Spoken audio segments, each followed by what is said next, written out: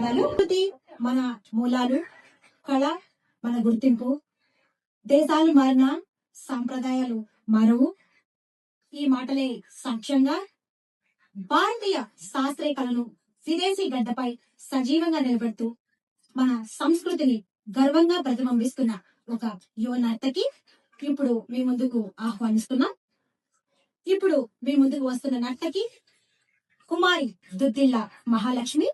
Switzerland లోని జన్మించి ఇక్కడే పెరిగిన 15 ఏళ్ల మహాలక్ష్మి గత 13 సంవత్సరాలుగా తమ గురువు విద్వాన్ శ్రీమతి జ్ఞానసుందరి వాసన్ వద్ద భరతనాట్యంలో శిక్షణ పొందుతూ నిరంతరం సాధనతో ముందుకు సాగుతుంది.